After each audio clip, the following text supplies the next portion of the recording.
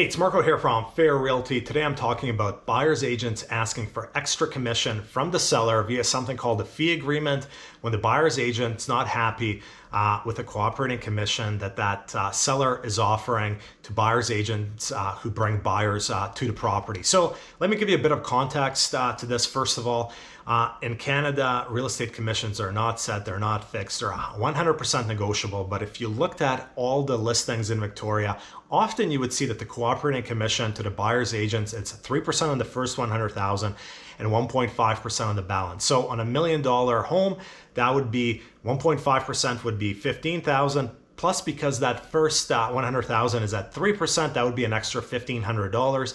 That would be $16,500 on a $1 million purchase is what you would most often see in the industry. Personally, I don't believe in following any sort of industry guidelines. I set commissions personally at what I feel I'm worth.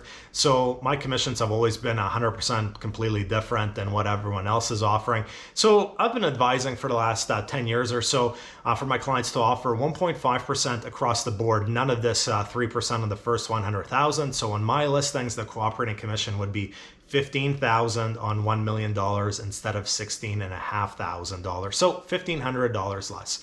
So from time to time, every 2 or 3 months on my listings, we'll get an offer and the buyer's agent will submit something called a fee agreement asking for the extra $1,500.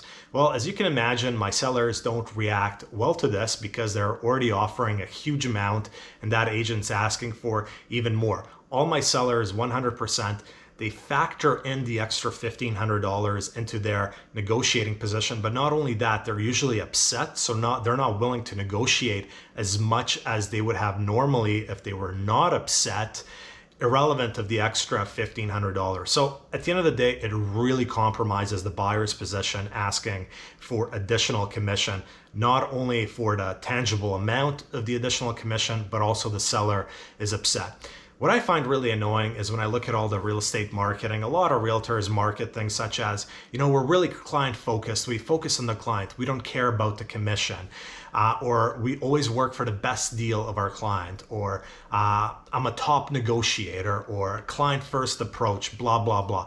The problem is, tangibly, when you're submitting a fee agreement, you're compromising the buyer's position because you're asking for more commission. The seller is not stupid. Obviously, they're going to want more money for their property. And I wish agents were a bit more honest with their clients and would simply say, hey, listen, I think I deserve to get paid. This is how much I'm expecting to get paid.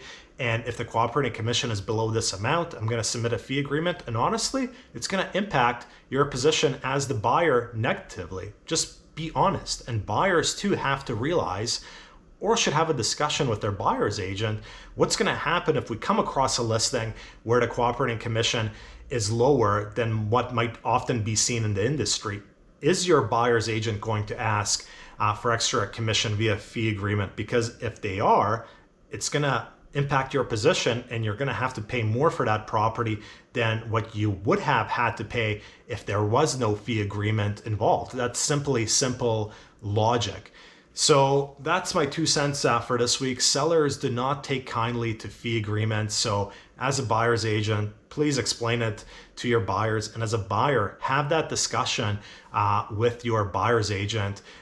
What happens in these types of scenarios, because it can honestly negatively impact your negotiating position. I see it over and over and over again with my sellers. No seller receives a fee agreement asking for extra commission and are excited to see that. That's it for this week. Marko, Juras, Fair Realty.